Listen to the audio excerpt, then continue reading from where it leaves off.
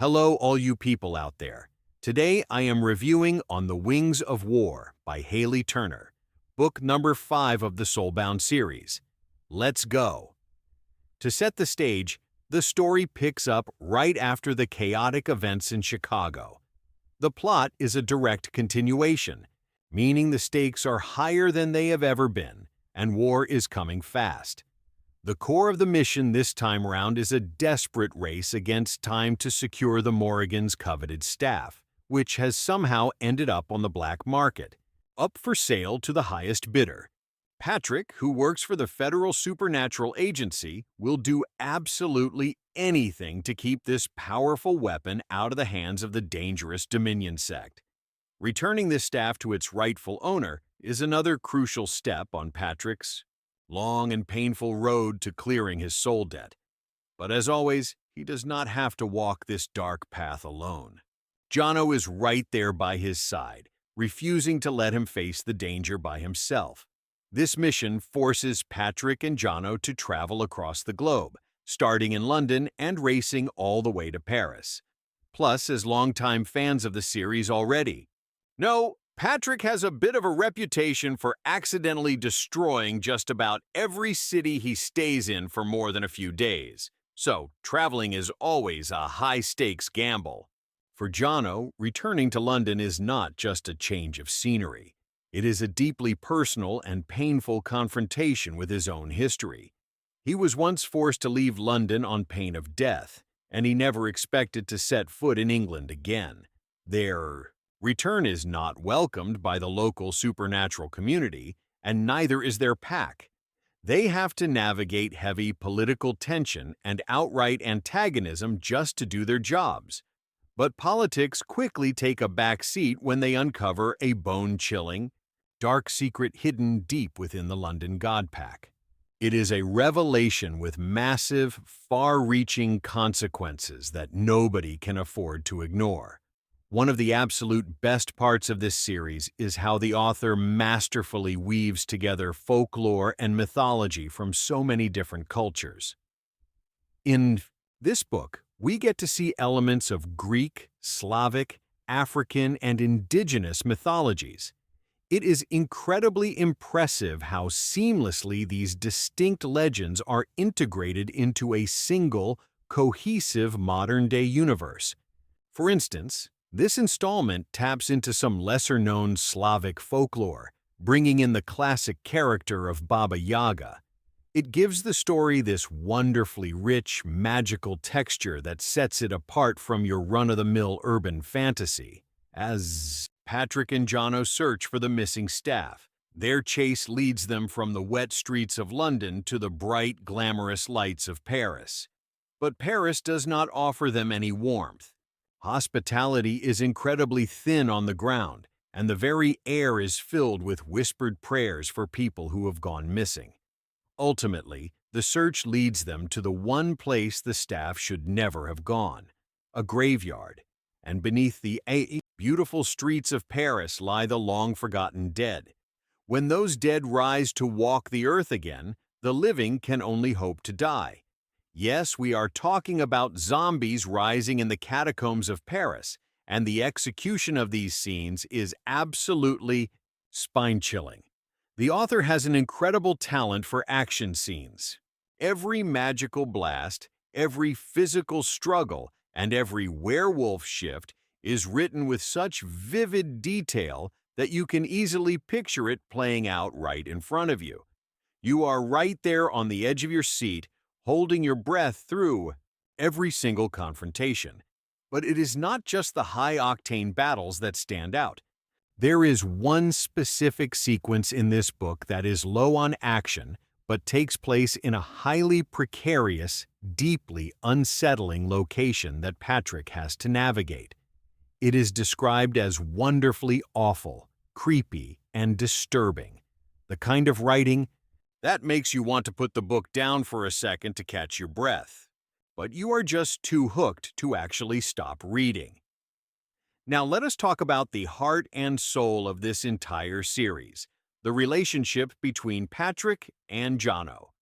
In so many long-running series, authors feel the need to inject cheap, unnecessary relationship drama, endless breakups, and constant misunderstandings just to keep things moving. But here, we get something so much more satisfying. Patrick and Jono are rock solid. They are a deeply devoted couple who trust each other completely. They know instinctively that the other person always has their back, no matter what kind of magical chaos is raining down on them. Their bond is a quiet, soft, and safe place to land in the middle of exhausting and dangerous situations. We get to see Jono being cherished and protected just as much as Patrick, proving that this is a partnership of equals. That stability is incredibly important because Patrick is carrying an unbelievable amount of stress on his shoulders. It feels like the higher-ups in the supernatural world are constantly angry with him, blaming him for the chaos, even though he is doing his absolute best to save everyone. Honestly, the poor guy never gets a vacation day, or even a simple pat on the back. He is physically and emotionally exhausted, and as a reader, you cannot help but feel that exhaustion right along with him.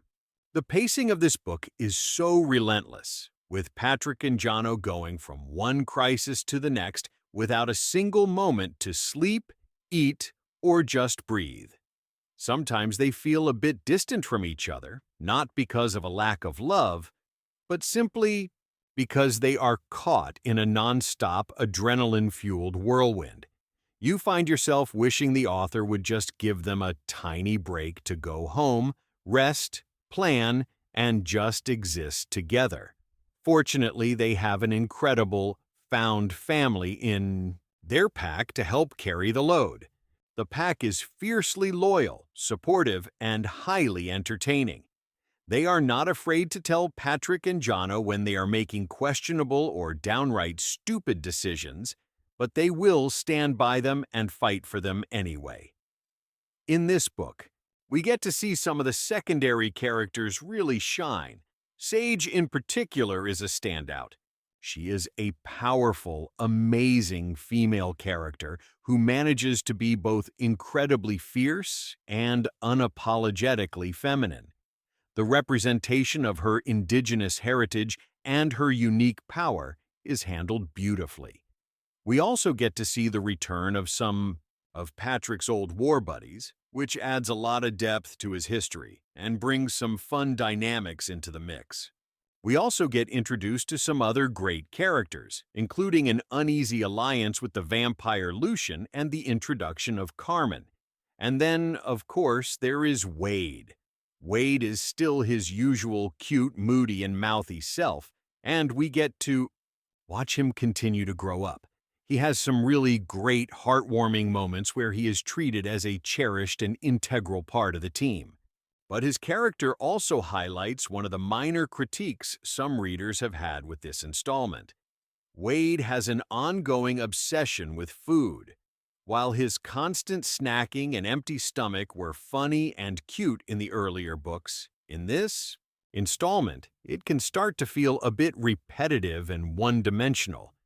There is even a moment where he initially hesitates to share cookies with a terrified teenage witch, only relenting when Patrick tells him to. It makes you wish he had a few more developed traits beyond just being hungry all the time.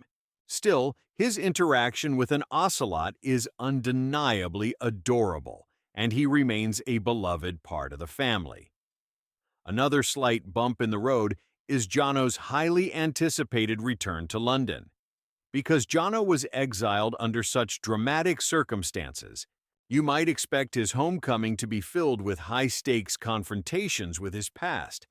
However, much of that potential drama gets overshadowed by a major demon threat and other pressing missions. While it is cool to see Patrick get protective and ruffled by Jono's past, Jono's return feels a bit anticlimactic to some. But in the grand scheme of things, it makes sense. London isn't his home anymore, and the pack is his true family now. Despite those minor critiques, the sheer momentum of this story is undeniable. The pacing is masterful, building up small, tense moments of suspense into a cataclysmic, explosive finale. And let me tell you, the ending of this book has a twist that you will absolutely not see coming. It is the kind of jaw-dropping, thrilling cliffhanger that will leave you completely desperate to get your hands on the next book immediately. Overall, On the Wings of War is an exceptional continuation of a fantastic urban fantasy series. It is thrilling, scary, emotionally intense, and deeply rewarding for longtime fans. If you love complex magic systems, rich mythological lore, fierce friendships, and a romance built on absolute trust, you need to pick up this series. Don't forget to like, subscribe, and comment. Thanks for listening, and we will see you next time.